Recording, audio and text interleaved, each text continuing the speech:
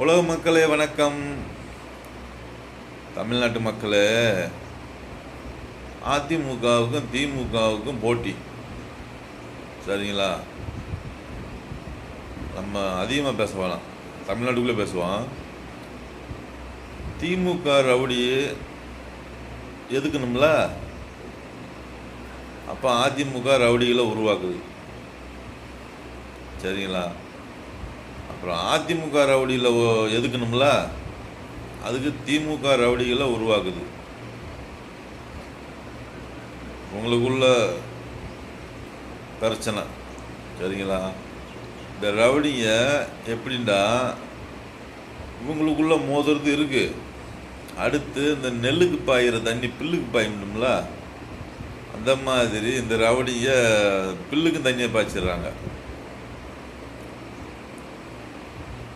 இந்த ரவுடிங்களை வளர்க்குறது யார்? அதிமுகவும் திமுகவும் தான். மேலே பிஜேபி, காங்கிரஸ். சரிங்களா? இவங்களுக்குள்ள எதுக்கு ஆள் வேணும்ல, மிரட்டுறதுக்கு இவங்க வேலை நடக்கணும்ல. இந்த இதில் நெல்லுக்கு பாயிற தண்ணி பில்லுக்கும் பாயுது. சரிங்களா? இன்னொரு கூட்டம் இருக்குது,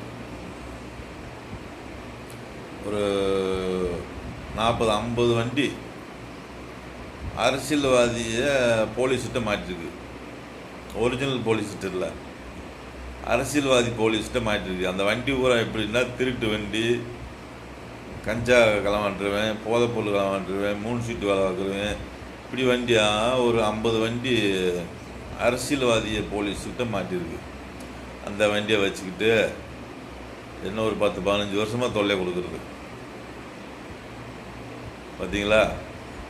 மத்திய அமைச்சர் வைகிறாராம். யாரை வைகிறாரு? திமுகவும் அதிமுகவும் தான் வைகிறாரு. பொதுமக்களை பற்றி அவருக்கு தெரியாது.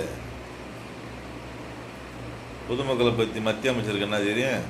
தமிழ்நாட்டுக்கு வந்தார் என்னைக்கு சொல்லுங்க. வெளிநாட்டுக்காரன் தொல்லை கொடுத்தா வெளிநாட்டுக்காரன் தொல்லை கொடுத்தான்றீங்க. அப்போ என்ன தொல்லை கொடுக்குறது யாரு சார்? வெளிநாட்டுக்காரங்க நம்ம இந்தியா மக்களை தொல்லை கொடுத்தாங்க, காந்தி தாத்தா சுதந்திரம் வாங்கி கொடுத்தாருன்றீங்கள. என்ன இத்தனை வருஷமாக கத்த விடுறீங்களே, அது யாரு? நம்ம வெளிநாட்டுக்காரங்க இந்தியாவுக்குள்ள இருக்காங்க. சரி, அப்புறம் அமெரிக்காவில் இத்தனை தமிழர்கள் வாழ்ந்தாங்களே, இதுக்கு என்ன அர்த்தம்? இப்போ தமிழ்நாட்டுக்காரங்க அங்கேருந்து வெளியேறி வராங்களே, அப்போ அவங்க கெட்டவங்கன்னா ஏன் அவங்கள வாழ வச்சாங்க? தமிழ்நாட்டுக்காரங்களா, இந்தியாக்காரங்களா?